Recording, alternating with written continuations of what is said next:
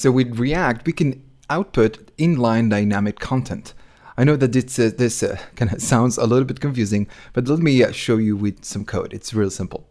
Let's say that instead of returning "this is my new header," I want to show the date. So I'm going to say the date is, and now right here, I need to pass some dynamic content. I'm going to get the date in milliseconds from JavaScript. So I'm going to use curly braces. And inside the curly braces, we can put some logic right here. So I'm going to use vanilla ES5, sorry, vanilla JavaScript. And I'm going to say date now. This is going to return the date in milliseconds. So if I reload it and check it, the date is at milliseconds. So inside curly braces, we can do pretty much whatever we want as long as we return a single statement, a single expression. So let's say I want to print the year. So I'm gonna just save this. I'm gonna make it just like this, so it's a little bit more readable, but it's the same idea. So to return the date, for example, the year, first I need to create a variable that is gonna be called new date, and this one is gonna create an instance of date, just like this, date. And then if you wanted to get the year from there, we need to return the new date, just like this, and dot and get full year. So this is, again, it's vanilla JavaScript. So this one is not going to work. It's going to give us an error message because we are using two different expressions. First, we have the variable, and then we are doing the return. So this one is not going to work. But what we could do to solve this, we can create a function that returns that data. So I'm going to go right here and I'm going to say const get year, something like that. And then it's going to be just a fat arrow function. And this fat arrow function is going to do this logic. Let me cut it. I'm going to paste it. And we get the year, and this function only returns the year. So now, if I say get year, just like this, and I call to this function, it's going to give us back the year. So it's going to work.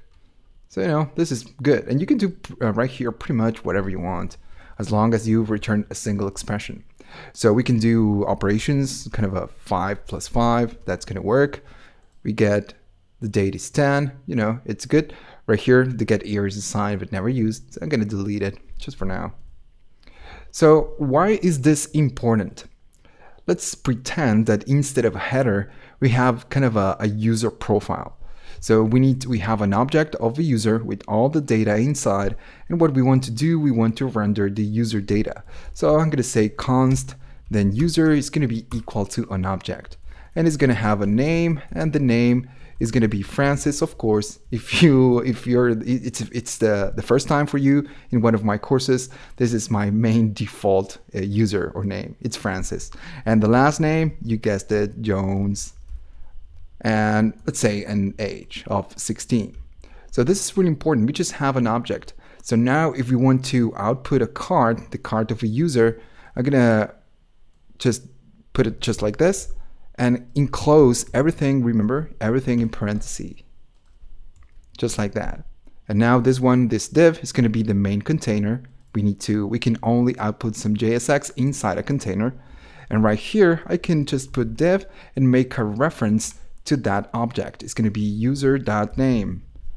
And if I wanted to get the last name, same thing, user.last name. So this is going to be the way the way we output dynamic data inside React and age. And if we go right here, we get Francis, Jones, and 16. So this is really, really simple, but we're going to be using this the whole time. So let's just pretend that this user is going to be validating if the user is able to access right here. So again, we can just run a function, check if the user is authorized to enter our page, our web page, our application, and right here we're going to just pass true or false. And this one is going to let the content, let the page load or not. We're going to do that later, of course. So okay, let's keep moving forward. We're going to be talking about types of components, and it's going to be really interesting. So let's go to the next one.